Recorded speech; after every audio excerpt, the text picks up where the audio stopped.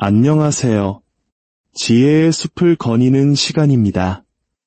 우리는 부에 대해 아주 위험한 거짓말에 둘러싸여 살고 있습니다. 이 거짓말은 우리 문화 속에 너무나 깊이 뿌리내려 대부분의 사람들은 그것에 의문조차 품지 않습니다. 거짓말은 간단합니다. 당신의 은행 계좌에 찍힌 숫자가 곧 성공의 척도라는 것. 그 숫자가 충분히 크기만 하다면 당신은 인생이라는 게임에서 승리한 것이라는 믿음입니다. 하지만 인류의 기나긴 경제사와 개개인의 삶이 들려주는 이야기는 전혀 다릅니다. 그 이야기 속에는 한 나라보다 더 많은 돈을 가졌음에도 불구하고 무력해지거나 파산하거나 역사 속으로 잊혀간 사람들이 등장합니다. 반대로 막대한 재산을 손에 쥔 적은 없지만 돈보다 훨씬 더 견고한 것, 바로 가치를 쌓아 올린 사람들의 이야기도 있습니다. 시장이 무너지거나 화폐가 휴지 조각이 되어도 결코 증발하지 않는 진짜 가치 말입니다. 만약 여러분이 이 부와 가치의 차이점을 이해하게 된다면 대부분의 사람들이 잘못된 목표를 향해 달려가고 있는지, 그리고 그 경주가 거의 항상 패배로 끝나는지를 깨닫게 될 것입니다. 위험한 환상의 뿌리를 찾아 인류 역사상 가장 화려했던 곳 중 하나인 18세기 초 프랑스 루이 14세의 궁정으로 시간여행을 떠나보겠습니다. 태양왕 루이 14세는 베르사유 궁전을 유럽 사치의 중심지로 만들었습니다. 황금으로 덮인 벽, 대리석 복도, 끝없이 펼쳐진 정원, 궁전 전체가 과시용부의 기념비였습니다. 귀족들은 체면을 유지하기 위해 전 재산을 쏟아부었고 중국산 비단, 식민지에서 온 설탕, 보르도산 와인을 소비했습니다. 겉으로 보기에 프랑스는 상상할 수 없을 만큼 부유했습니다. 하지만 그 부유함은 유리처럼 깨지기 쉬웠습니다. 국가 경제는 전쟁에서 얻은 약탈품, 식민지 착취, 그리고 막대한 빚에 의존하고 있었습니다. 세금은 귀족이나 성직자가 아닌 가난한 농민들에게만 무겁게 부과되었습니다. 루이 14세가 화려함으로 유럽 대륙을 현혹시키는 동안 그 밑에 금융 시스템은 서서히 썩어 문드러지고 있었습니다. 시간이 흘러 1700년대 초 존 로라는 스코틀랜드 출신의 금융가가 등장합니다. 그는 프랑스의 재무총감이 되어 이 문제를 종이화폐와 미시시피 회사라는 기발한 아이디어로 해결하려 했습니다. 처음에는 마법 같았습니다. 종이 위에서 재산이 몇 배로 불어났습니다. 귀족과 상인들은 평생 상상도 못할 속도로 부가 늘어나는 것을 보며 환호했습니다. 하지만 그것은 진짜 가치가 아니었습니다. 미시시피 회사의 수익은 부풀려졌고 미국 루이지애나에 있다는 막대한 금광은 허상에 가까웠습니다. 1720년 사람들의 믿음이 무너지자 종이 위의 부는 하룻밤 사이에 연기처럼 사라졌습니다. 빠른 돈의 환상을 줬던 사람들은 모두 파산했습니다. 반면 토지나 생산시설, 혹은 자신만의 기술처럼 손에 잡히는 실물 자산을 가지고 있던 사람들은 폭풍우를 견뎌냈습니다. 이것이 바로 근대 유럽 역사에서 나타난 겉으로 보이는 부와 내재된 가치의 차이를 보여준 최초의 거대한 사례 중 하나입니다. 이 패턴은 역사 속에서 끊임없이 반복됩니다. 1920년대 미국, 투자자들은 주식시장을 꼭대기로 향하는 엘리베이터처럼 여겼습니다.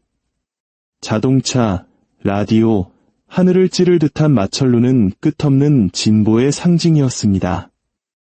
은행가와 투기꾼들은 위험할 정도로 많은 빚을 내어 허공에서 부를 창조했습니다. 하지만 1929년 대공황이 닥쳤을 때 그 부는 흔적도 없이 증발했습니다. 살아남은 이들은 여전히 쓸모있는 자산을 가진 사람들이었습니다. 식량을 생산할 수 있는 농장, 필수품을 만드는 공장, 사람들의 영원한 필요를 해결해주는 사업체들이었죠. 프랑스에서 무시되었던 교훈은 미국에서 다시 한번 무시되었습니다.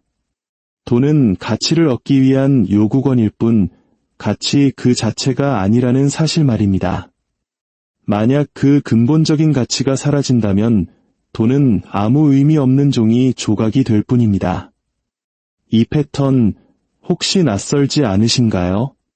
우리 한국인들에게도 비슷한, 아니 어쩌면 더 뼈아픈 경험이 있습니다. 바로 1997년 온 나라를 뒤흔들었던 IMF 외환위기입니다. 당시 많은 사람들은 대기업에 다니며 받는 월급, 서울의 아파트 한 채가 영원할 것이라 믿었습니다. 그것이 바로 자신의 부라고 생각했습니다. 하지만 국가 부도라는 거대한 폭풍 앞에서 그 믿음은 산산조각 났습니다. 평생 직장이라 믿었던 회사에서 하루아침에 내몰리고 주식과 부동산 가격은 폭락했습니다. 은행 계좌의 숫자는 순식간에 의미를 잃었습니다.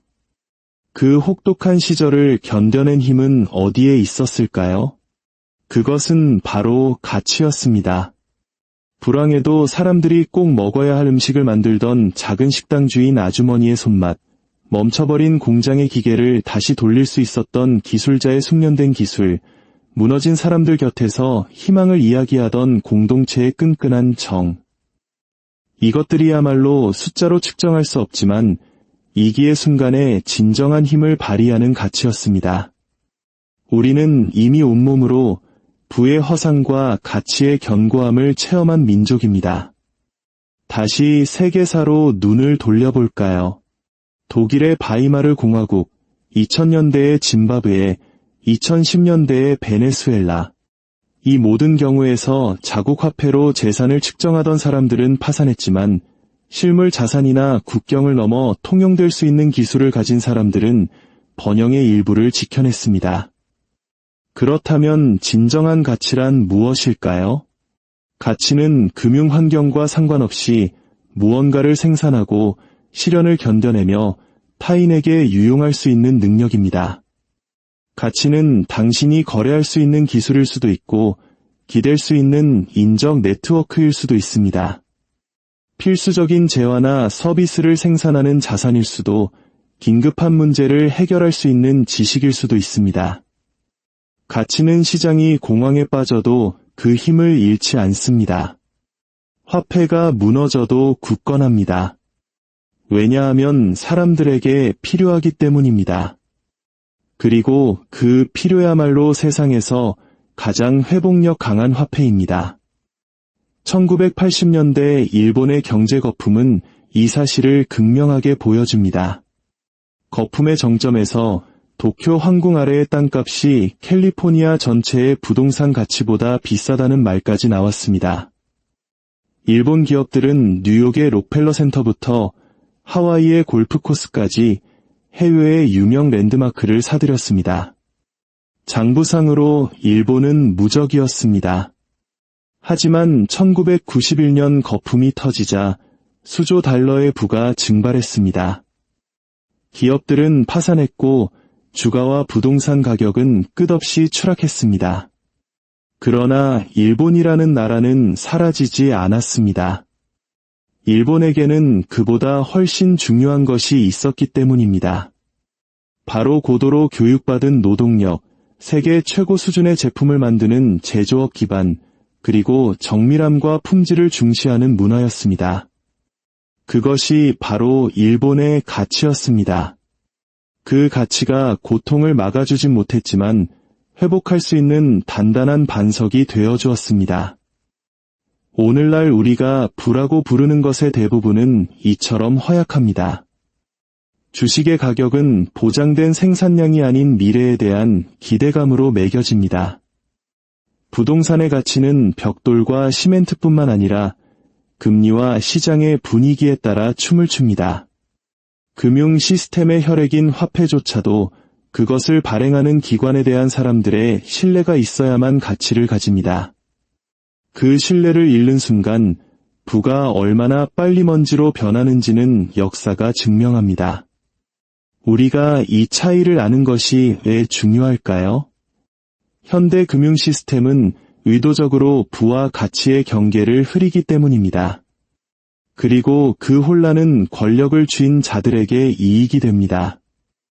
정부는 국민들이 개인 경제의 회복 탄력성보다는 명세서의 숫자로 성공을 측정하길 바랍니다.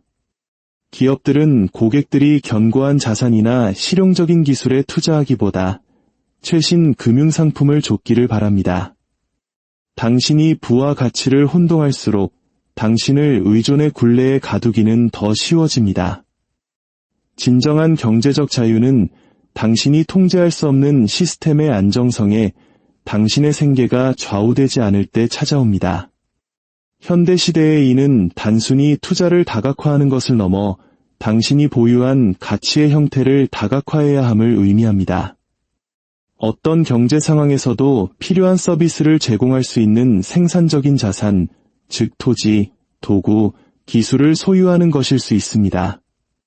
코딩이든 건설이든 요리든 위기 상황에서의 문제 해결 능력이든 항상 수요가 있는 기술을 마스터하는 것일 수도 있습니다. 공식적인 시스템이 흔들릴 때 기회나 보호막이 되어줄 수 있는 깊은 인간관계를 가꾸는 것일 수도 있습니다. 이 모든 것이 종이 위의 부보다 오래 살아남을 수 있는 가치의 형태입니다. 아이러니컬하게도 부유해 보이는 것에 가장 집착하는 사람들이 종종 가장 취약해집니다.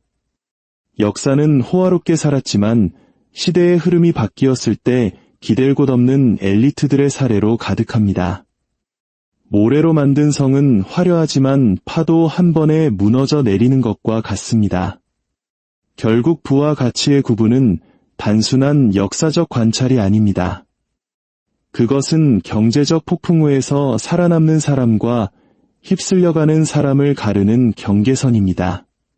프랑스 귀족을 파산시키고 1929년 월스트리트를 붕괴시키고 일본의 거품을 꺼뜨렸던 바로 그 힘이 오늘날에도 현대적인 옷을 입고 여전히 작동하고 있습니다.